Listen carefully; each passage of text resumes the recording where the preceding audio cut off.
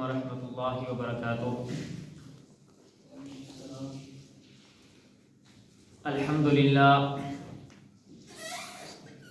للہ نحمده ونستعینه ونستغفره ونؤمن به ونتوکل علیہ ونعوذ باللہ من شرور انفسنا ومن سیئات اعمالنا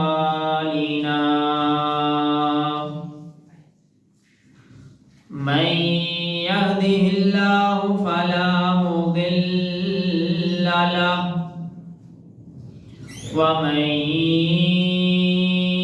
يضلله فلا هادي له ونشهد أن لا إله إلا الله وحده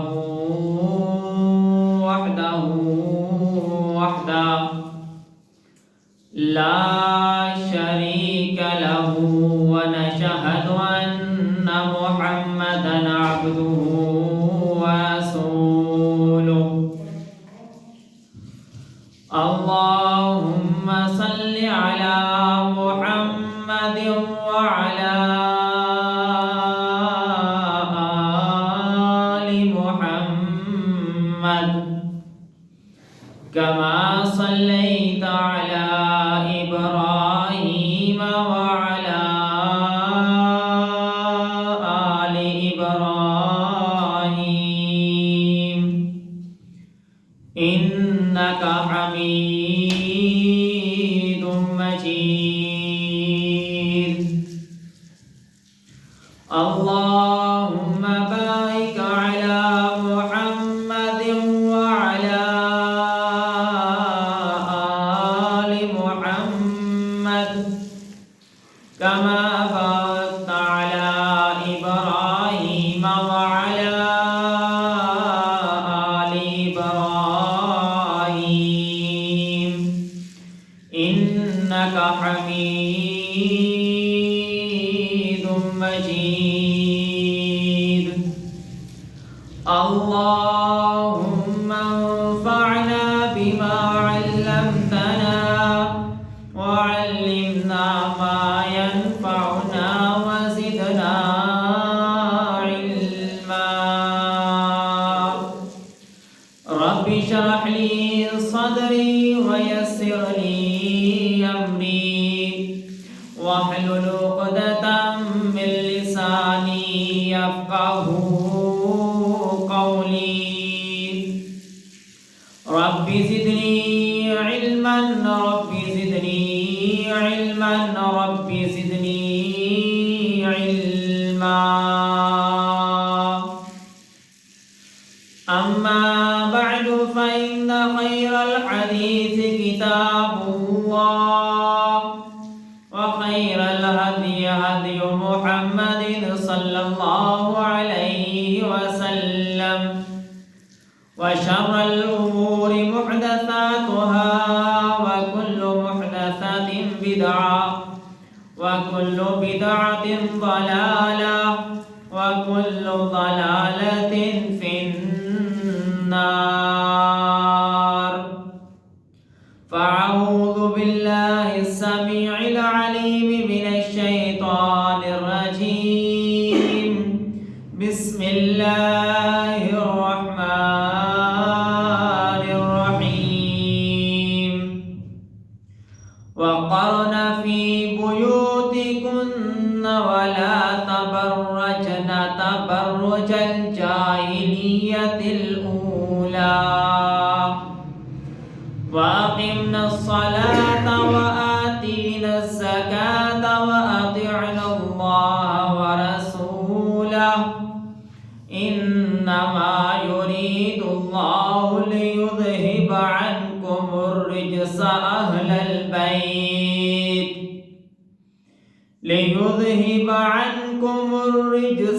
أهل البيت ويطهركم تطهيرا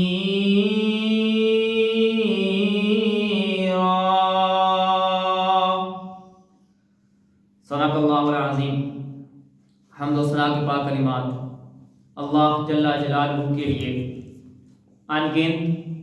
لا تعداد بے شمار درود و سلام آقائے دو جہان، امام الانبیاء، امام کائنات، امام اعظم جناب حضرت محمد الرسول اللہ صلی اللہ علیہ وآلہ وسلم کی ذات گرامی کے لیے۔ حضرات ذی وقار، آج آپ کے سامنے شان سیدنا حضرت حسین رضی اللہ تعالی عنہ اور حضرت حسن رضی اللہ تعالی عنہ کے بارے میں چند گزارشات آپ کے سامنے رکھنے کا ارادہ ہے۔ میرے بھائیوں، ہمارے معاشرے میں حضرت حسین رضی اللہ تعالی عنہ کی شان بیان کی جاتی ہے، ان کا نام لیا جاتا ہے، لیکن ان کے بڑے بھائی حضرت حسن رضی اللہ تعالی عنہ، ان کا نام نہیں لیا جاتا اور ان کی شان بہت کم بیان کی جاتی ہے۔ جبکہ اگر ہم احادیث کا مطالعہ کریں تو حضور صلی اللہ علیہ وآلہ وسلم نے جس حدیث میں بھی حضرت حسین رضی اللہ تعالی عنہ کا نام لیا، ساتھ میں حضرت حسن رضی اللہ تعالی عنہ کا نام بھی لیا ہے۔ اور دوسری بات کہ جب ہم حضرت حسن اور حضرت حسین رضی اللہ عنہما کی شان بیان کرتے ہیں، ان کا نام لیتے ہیں، تو اس کے لیے ضروری ہے کہ سب سے پہلے ہم ان کی والد، ان کی والدہ، ان کا بھی تذکرہ کیا جائے۔ اور ہمارے معاشرے میں یہ ایک لفظ بولا جاتا ہے پنج تن پاک، جس کا مطلب ہے کہ حضور صلی اللہ علیہ وآلہ وسلم کے اہل بیت میں سے کہ معاذ اللہ صرف 5 لوگ پاک ہیں، اور جب اہل بیت کا نام لیا جاتا ہے تو اہل بیت میں بھی صرف ان 5 لوگوں کو سمجھا جاتا ہے، جبکہ یہ بات قطعاً خلاف ہے، قطعاً غلط ہے۔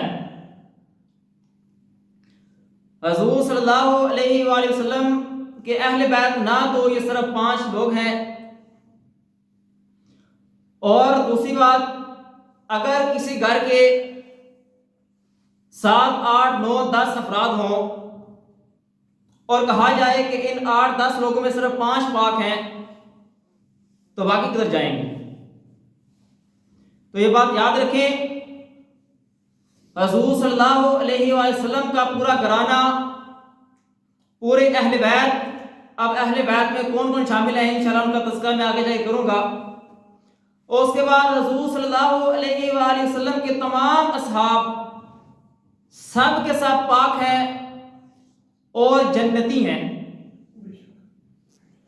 اور یہ ہمارا ایمان ہے کہ حضور صلی اللہ علیہ وسلم کے سارے اصحاب جنتی ہیں۔ تو سب سے پہلے میں آپ کے سامنے حدیث رکھتا ہوں کہ حضور صلی اللہ علیہ وسلم نے فرمایا کہ میرے بعد تم 2 چیزوں کو نہ چھوڑنا، میرے بعد تم 2 چیزوں کو نہ چھوڑنا۔ کہا سب سے پہلی چیز اللہ تبارک و تعالیٰ کی کتاب، کہا کہ وہ ایک رسی کی مانند ہے، اس کو مضبوطی سے پکڑ لینا اور اسے بالکل نہ چھوڑنا۔ جب صحابہ کرام رضوان اللہ علیہم اجمعین کو یہ بات سمجھ آ گئی تو پوچھا کہ دوسری چیز کون سی ہے؟ کہا کہ دوسری چیز میرے اہل بیت ہیں۔ حضرت حسین جن کا نام ہے سواد یہ اور نون سے بنتا ہے، وہ حضرت زید رضی اللہ تعالیٰ عنہ سے پتہ کرتے ہیں کہ کیا حضور صلی اللہ علیہ وآلہ وسلم کے اہل بیت میں صرف ان کی بیویاں شامل ہیں؟ کہا نہیں، حضور صلی اللہ علیہ وآلہ وسلم کے اہل بیت میں آل علی رضی اللہ تعالیٰ عنہ، آل جعفر رضی اللہ تعالیٰ عنہ، آل عقیل رضی اللہ تعالیٰ عنہ اور آل عباس رضی اللہ تعالیٰ عنہ شامل ہیں۔ یعنی ان چار کی جو آل ہے وہ اہل بیت میں شامل ہیں، اور کہا کہ ان چاروں کی اولاد کے اوپر صدقہ حرام ہے، جبکہ ہمارے معاشرے میں اہل بیت صرف 5 لوگ گنا جاتا ہے۔ جبکہ یہ بات رکھیں کہ اہل بیت میں سب سے پہلے بیوی آتی ہے، جو آیت مبارکہ میں نے آپ کے سامنے تلاوت کی، اس میں اللہ تبارک و تعالی حضور صلی اللہ علیہ وآلہ وسلم کی ازواج کو خطاب کر رہے ہیں، ان سے کہہ رہے ہیں، کیا فرمایا؟ فرمایا وَقَرْنَ فِي بُيُوتِكُنَّ وَلَا تَبَرَّجْنَ تَبَرُّجَ الْجَاهِلِيَّةِ الْأُولَى وَأَقِمْنَ الصَّلَاةَ وَآتِينَ الزَّكَاةَ وَأَطِيعْنَ اللَّهَ وَرَسُولَهُ انما یرید اللہ لیذہب عنکم الرجس اہل البیت ویطہرکم تطہیرا، کہ اللہ تبارک و تعالیٰ فرما رہے ہیں اپنے گھروں میں اقرار سے رہو اور پرانے جاہلیت کے زمانے کی طرح بناؤ کا اظہار نہ کرو۔ لیکن وہ خطاب ہو رہا ہے حضور صلی اللہ علیہ وسلم کی ازواج کو، بیویوں کو۔ اللہ تبارک و تعالیٰ کیا کہہ رہے ہیں کہ اپنے گھروں میں رہو اور جو زمانہ جاہلیت تھا، جو پرانا زمانہ تھا، ان کی طرح بناؤ سنگار نہ کرو، اور کیا کہا؟ نماز ادا کرتی رہو اور زکوٰۃ ادا کرتی رہو اور اللہ اور اس کے رسول کی اطاعت گزاری کرو۔ کس لیے؟ فرمایا اللہ تعالیٰ یہی چاہتا ہے کہ اے نبی کی گھر والیوں، تم سے وہ ہر قسم کی گندگی دور کر دے اور تمہیں خوب پاک کر دے۔ یعنی کس سے خطاب ہو رہا ہے؟ یہ ازواج سے خطاب ہو رہا ہے، ان سے کہا جا رہا ہے۔ اور جب یہ آیت مبارکہ حضرت ام سلمہ رضی اللہ تعالی عنہا کا اتری ہے، تو جب یہ آیت اتری تو حضور صلی اللہ علیہ وسلم نے اپنی بیٹی حضرت فاطمہ رضی اللہ تعالی عنہا اور اپنے دونوں نواسوں حضرت حسن اور حضرت حسین رضی اللہ عنہما کو بلایا اپنے گھر میں، اور ان کو ایک چادر میں لپیٹا۔ آپ کے پیچھے حضرت علی رضی اللہ تعالیٰ عنہ بھی تھے، انہیں بھی چادر کے اندر کیا، اور اللہ تبارک و تعالیٰ سے کہا کہ اے اللہ یہ بھی میرے اہل بیت ہیں، یہ بھی میرے اہل بیت ہیں، اللہ تو ان کو بھی پاک کر دے۔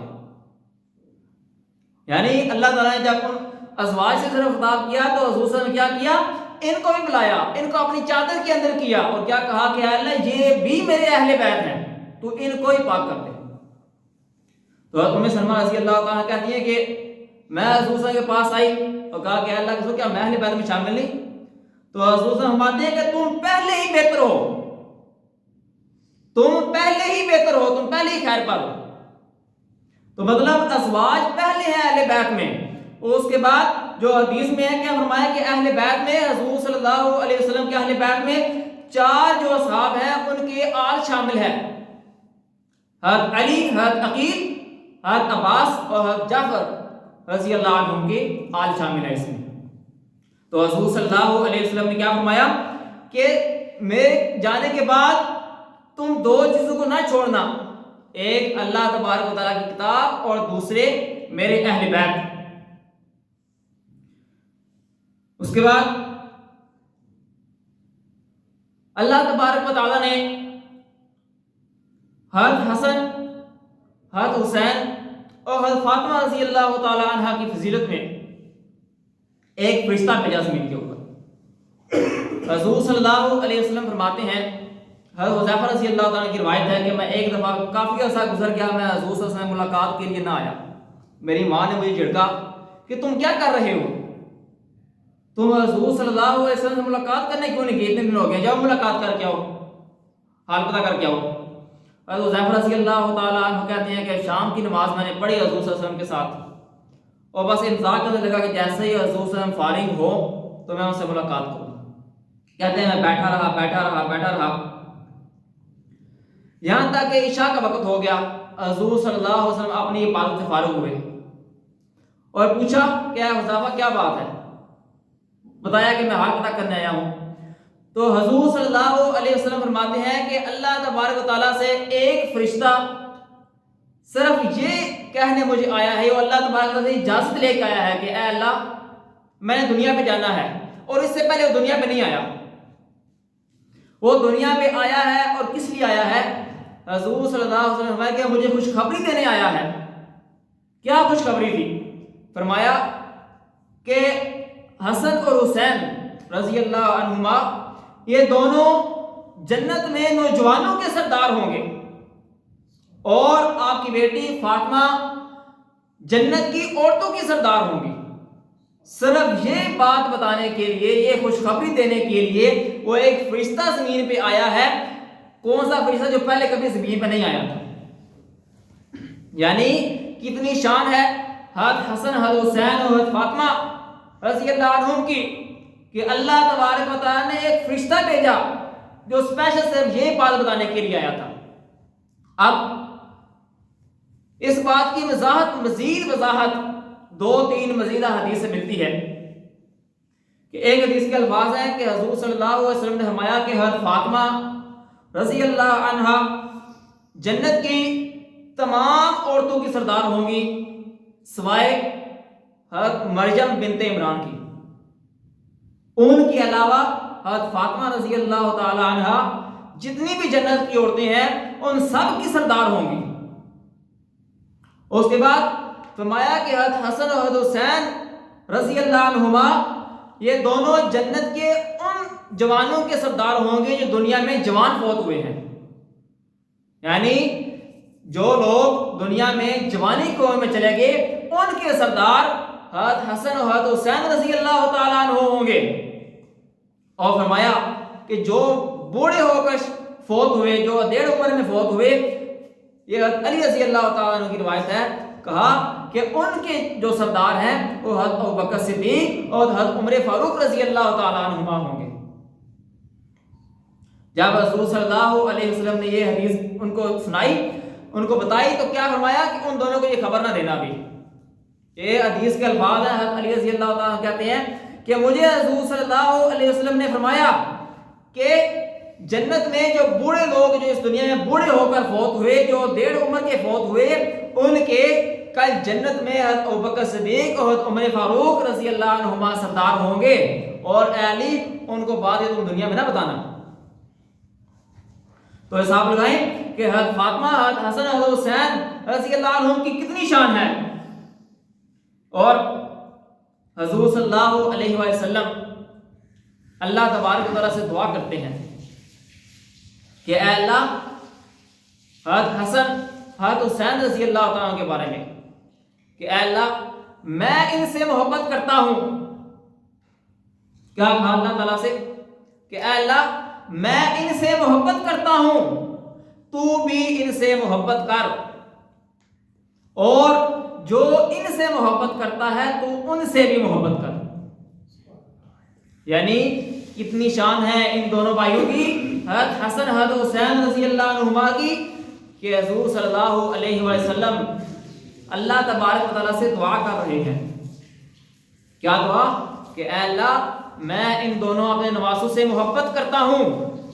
اے اللہ تو بھی ان دونوں سے محبت کر، اور جو ان دونوں سے محبت کرتا ہے اے اللہ تو ان سے ہی محبت کر.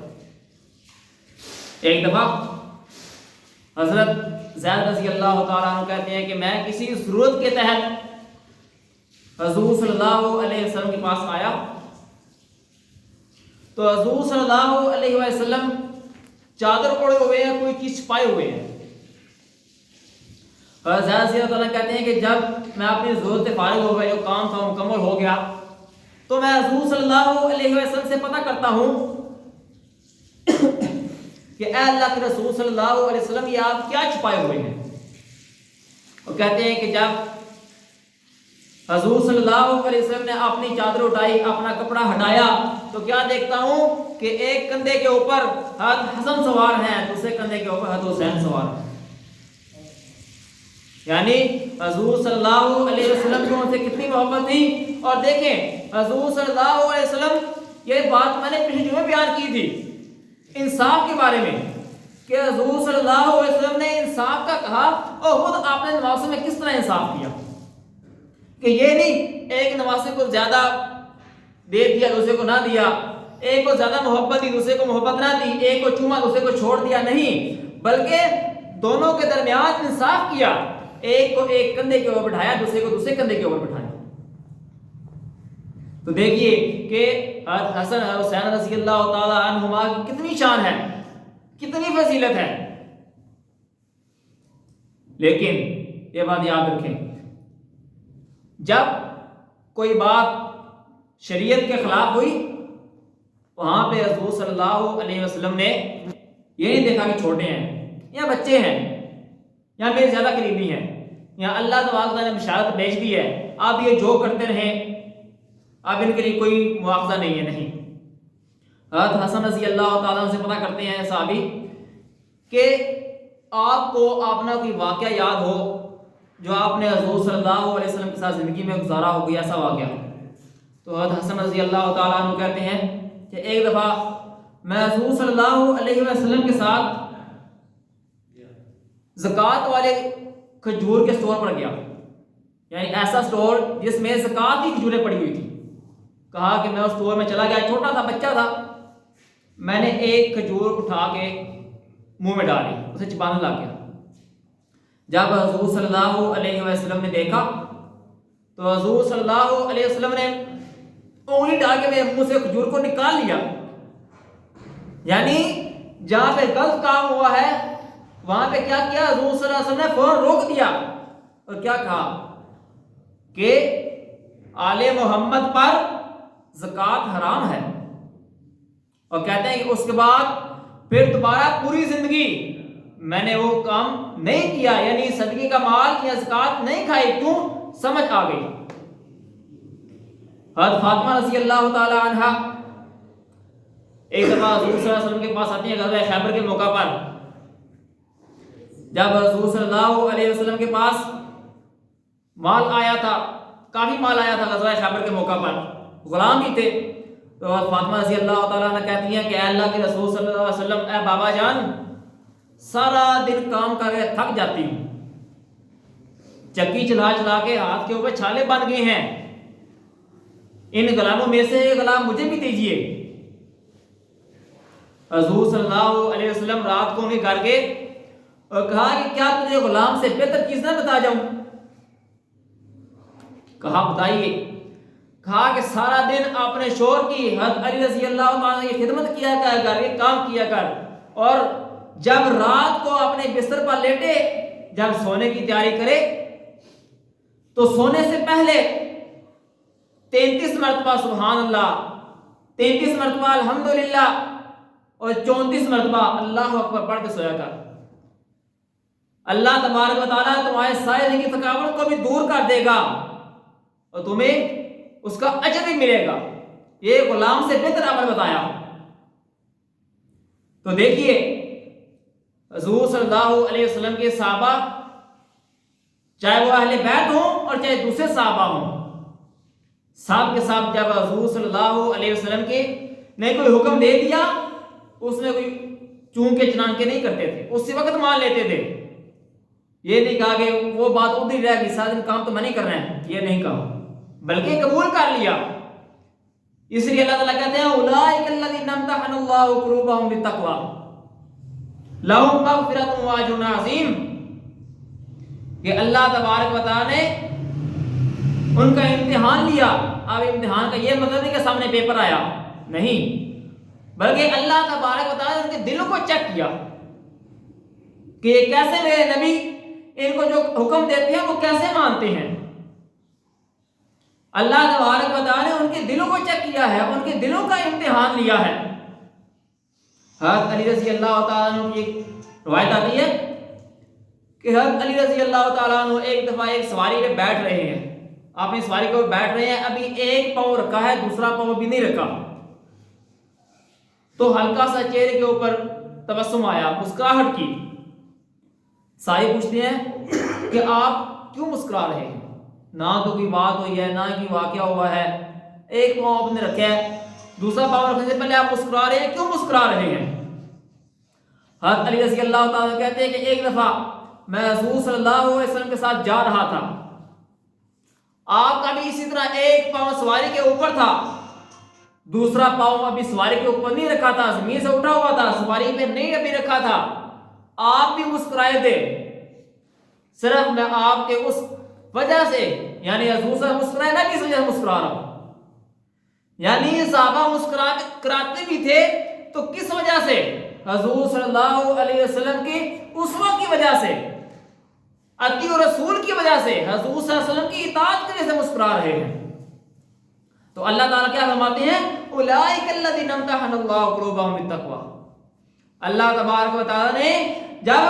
ان کا امتحان لیا تو ان کے دلوں میں کیا پایا؟ تقوی پایا، اللہ کا ڈر پایا، اللہ کا خوف پایا۔ لہم مغفرۃ و اجر عظیم، اللہ تبارک و تعالیٰ نے ان سب کو معاف کر دیا ہے، ان کے لیے بہت بڑا اجر ہے۔ تو حضرت حسن حضرت حسین رضی اللہ عنہما ان کی بہت زیادہ فضیلت ہے، اتنی زیادہ فضیلت کہ میں نے آپ کے سامنے بیان کیا کہ ایک فرشتہ صرف ان کی فضیلت بتانے کے لیے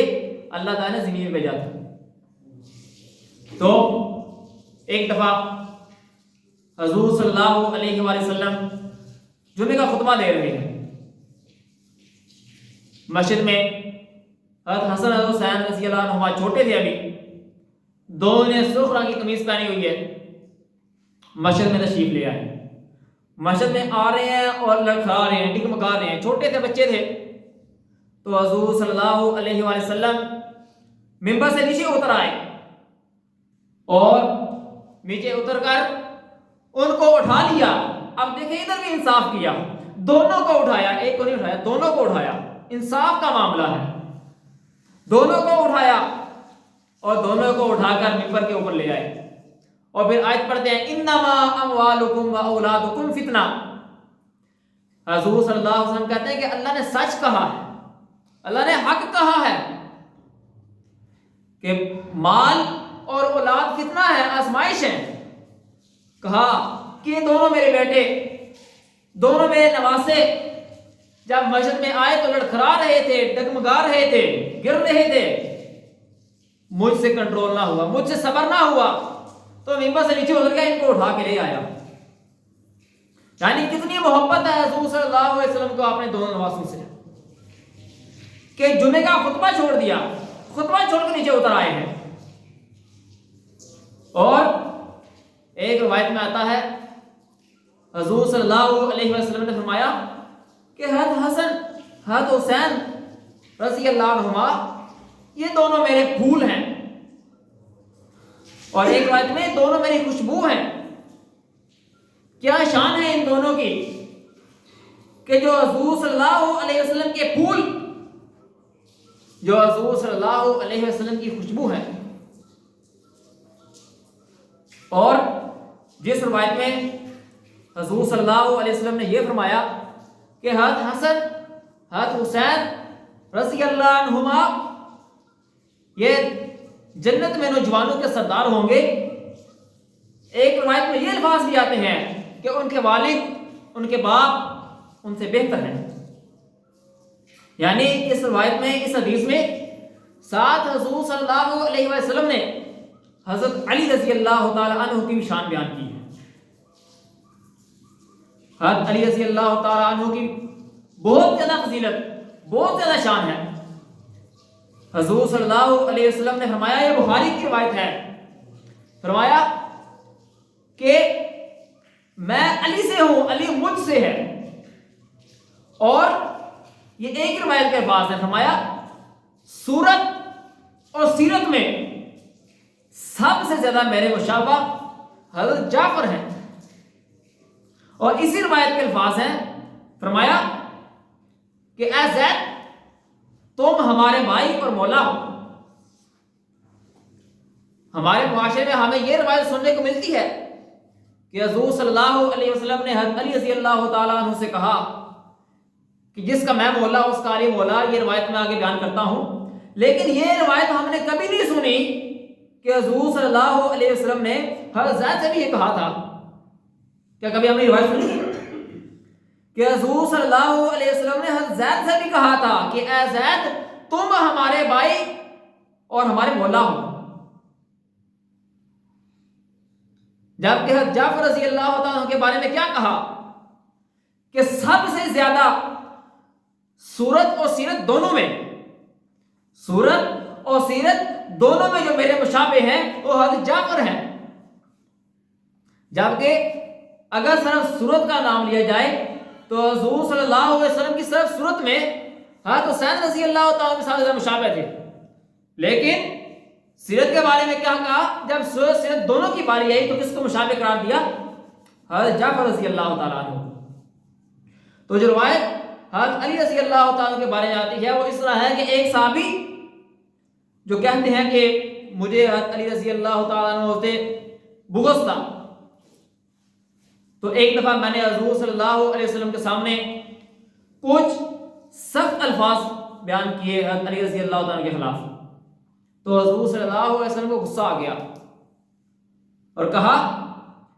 کہ جس کا میں مولا ہوں اس کا علی مولا ہے، جس کا میں دوست ہوں اس کا علی دوست ہے۔